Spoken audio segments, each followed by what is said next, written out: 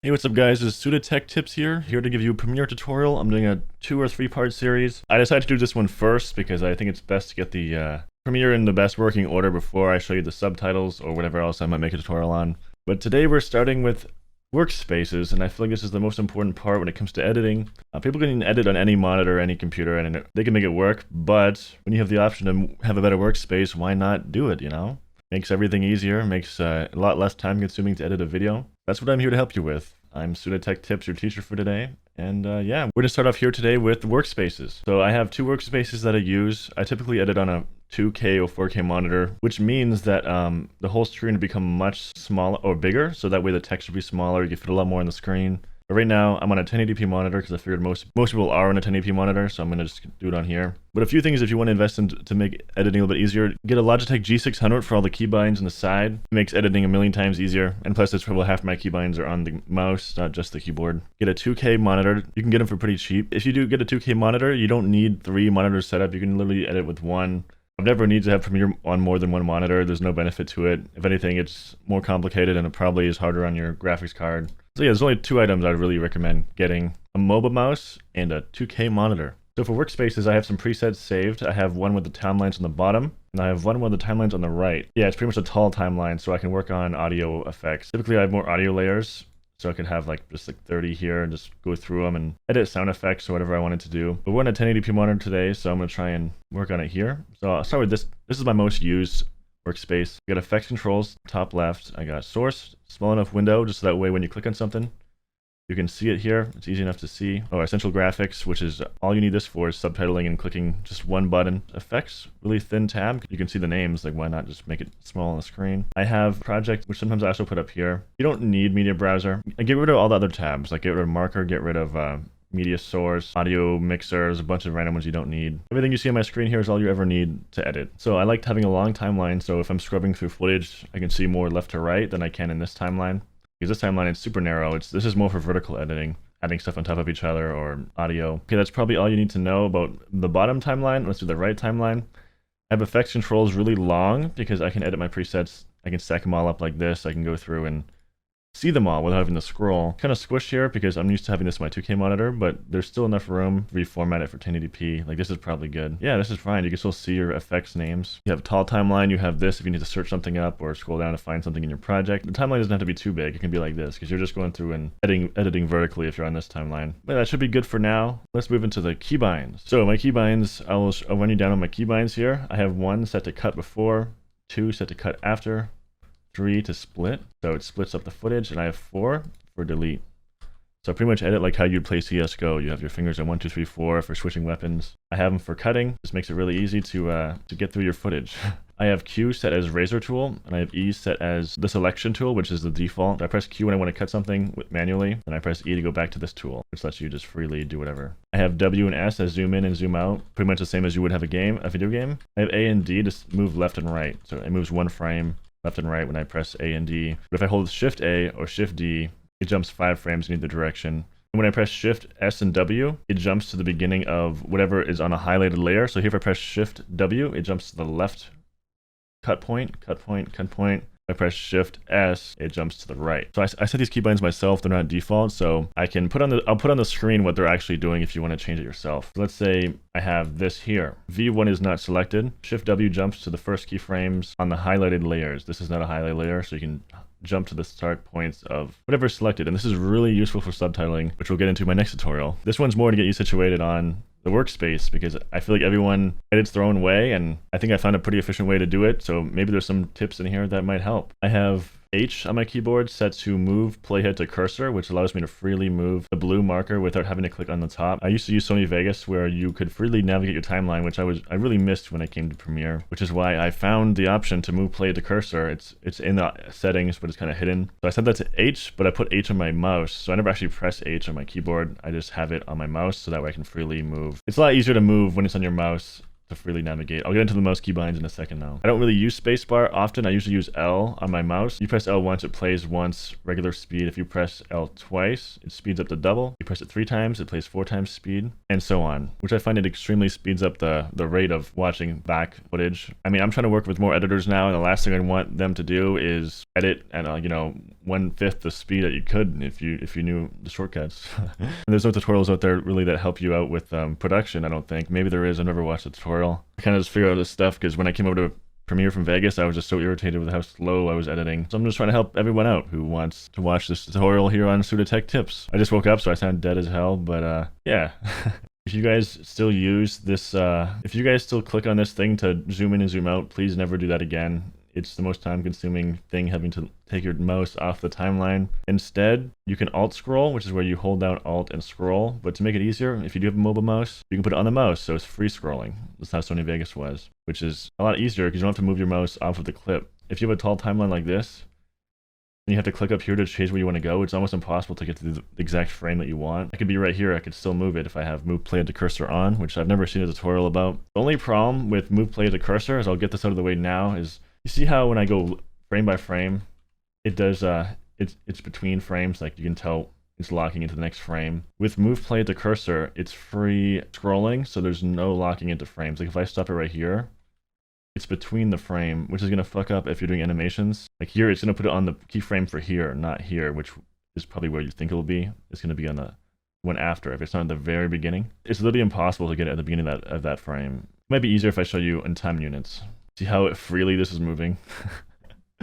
This is to 5 decimals here, which is why when I do subtitles, I literally need to press Shift W to jump to the beginning, because I'll never get to that beginning point if I want to animate the subtitles. It's literally impossible. That's why I have Shift W on, just to make it super easy to get to wherever I want to go. Like if I paste something, I can jump to the beginning in like a millisecond. That's the only downside, but it's completely countered with the keybinds I have set. It's almost like 100 times quicker doing this. So for presets, when you import a preset, it comes in a bin. So when I send my presets to my second channel editors, I have VFX, SFX, text animations. So when I send one of these to them, it pops up in their presets. Like they go to import, they import my preset. It shows right here in their bin. But what I do is I make a separate bin outside of my presets so can you actually use it without having to open your presets one, because there's always a lot of shit in here. I tell them to press this, make a new bin. Like you need to drag it in manually. You gotta drag in all, hold down Control and just whoop, put it all into the other one.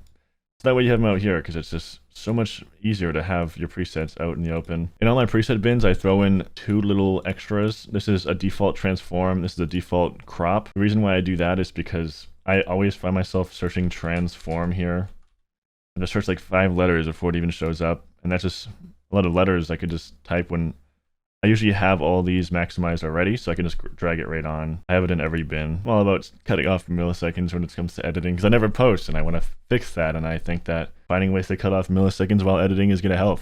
But it's not helping. My upload schedule is trash. That's because I'm stubborn when it comes to editing. I'll show you guys another life hack here. Actually, first things first, get this software. The most useful software I've ever had. Whenever I'm editing, I can search PR.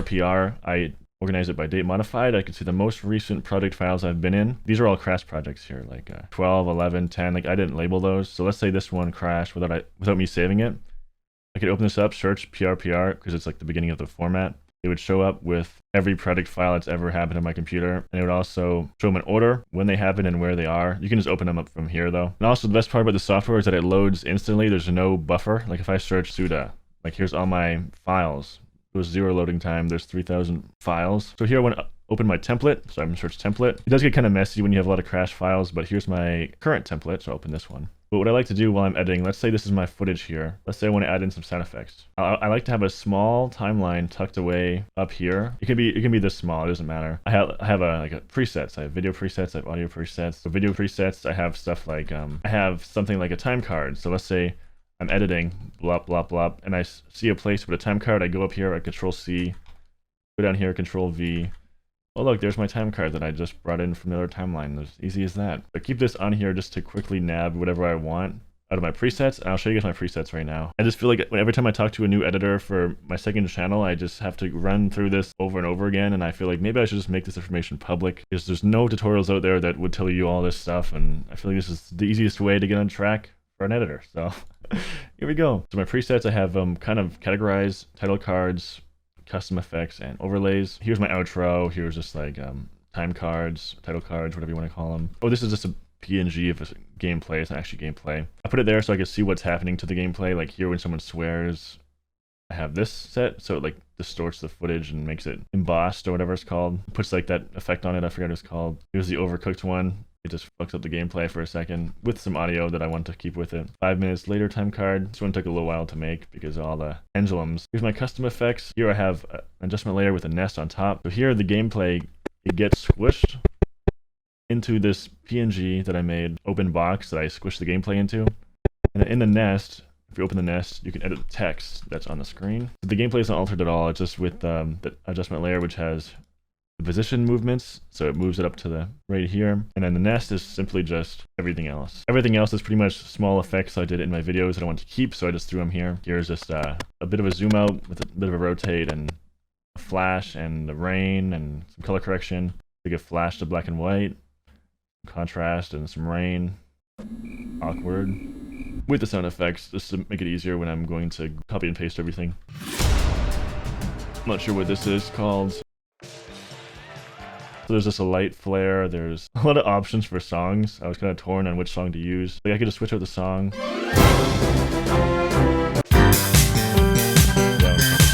This is supposed to be an epic effect, but it doesn't look too good. I think it more fit the scene when I first used it.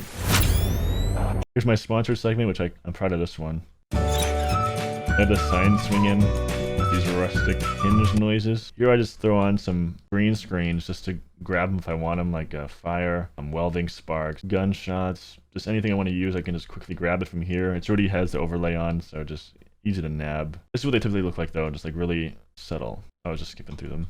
I don't use them often because I make gameplay video, like gaming videos. I'm not making wedding videos or anything. Oh, here's just an example of a time that I did Genius edit.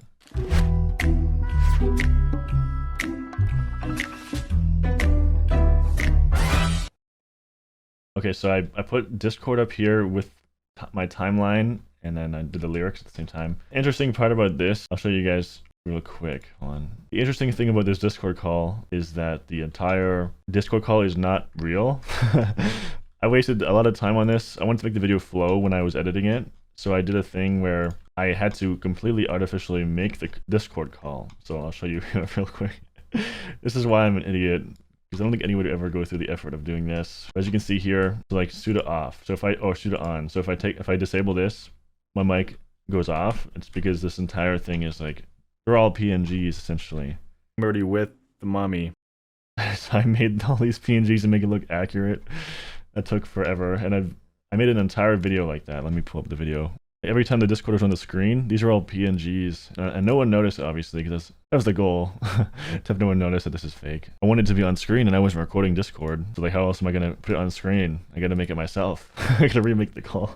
So like when I went live, I moved my name up and moved everyone else's down. Added the live logo, which is a PNG, and yeah. It took too many hours. I don't recommend doing that. It allowed me to fully customize what was on screen here. This is a Photoshop edit. This is Premiere timeline that I pooped together to make it fit on the bottom. And I thought it was a nice layout, so I did that. Anywho, this is the video. Let me put that over here and bring down the audio. For audio, I organize it into swooshes, which are just my quick swooshes. There's one with like like an in and out kind of thing, and then there's a longer version, like an inwards and outwards. And I'm pretty sure this is a more bassy version. That one's offline, but yeah, it's a bassier version. Then this is a longer version. It kind of determines what kind of zoom in and out I'm doing. Here's some fast ones. There's some cartoon ones. Here's my gunshot noises that I've been collecting for probably about a year now. I realize it saves so much time to reuse sounds because I like to stack them. This one in particular is from my playing every Call of Duty video. It's where I pulled out a pistol. This is the sound of like a gun cocking. Like there's 5 sounds stacked, and normally what I used to do is I would do that every time. I realized like I can just reuse this sound. I'm gonna do it again anyways. Why not just have it ready to use again and save like 30 minutes per sound effect? So that's what I do now. I'll make it just fit the scene because this one was obviously fit for something else. Here's like a super generic one where it's just like impact hit. I stacked a BO2 Ballista with an arrow. Let me play the arrow noise. It's more of like impact noise, like a bullet landing. Paired it with this and this riser here, just to give you a nice little immersion that a bullet is being hit somewhere. This is a noise I would typically use for a regular gunshot. Like a little bit of a, what's this? Is this a riser? It's like a bit of a riser, so it sticks out a little bit. It's like an element to a sound, essentially. Here's a time I had to redo a bomb planting noise.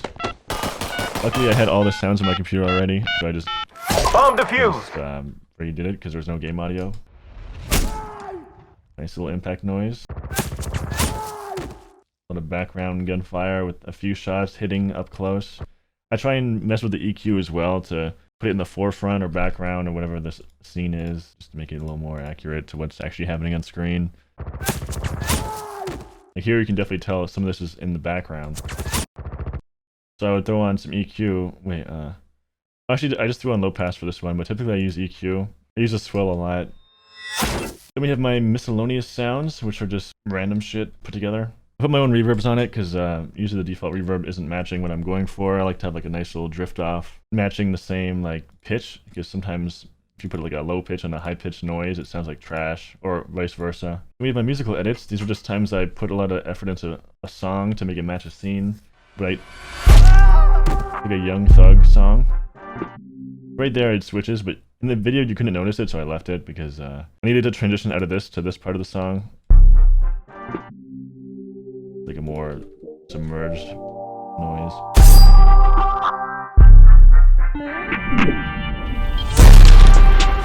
Ton of noises there. That's what I use in the video. That's my swell in the first note of a song. I can't say that one grew on me much. You know, I think the So I pretty much added a little bit of everything to each sound. Like here I had reverb, low pass, or barely any low pass, and then some EQ just to bring it to low ends. Couldn't even tell you what this is unless I solo it out. I'm Suda. What? I want to make his kiss reverb echo, so I just put on reverb and a little bit of delay. I put a delay on his kiss, so it repeats every 0.58 seconds, and it fades. Each one is 66% quieter than the previous one. Oh, I love this one. This is for my Bigfoot video, the snow edition. So I put like a snow footprint. You can kind of hear the snow crunch. It's a little footprint in the snow noise. The spooky ambience to keep it on theme with Bigfoot. Nice little swell there.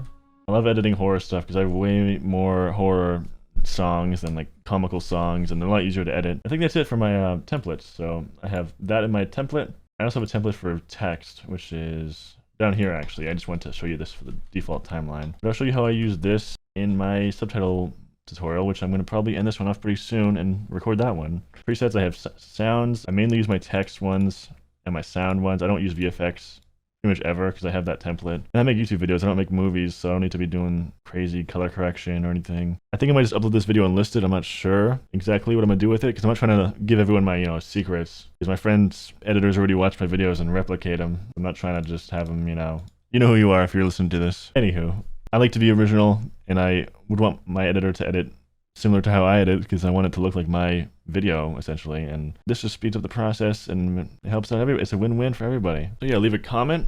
Let me know what you liked in this video. If anything you thought that could be improved on from what I mentioned, then comment below and let me know what you think. Even if this video's unlisted, just let me know. It's a good little forum for feedback. Yeah, thanks for watching. This has been SudaTechTips. I'll see you in the next one. Peace.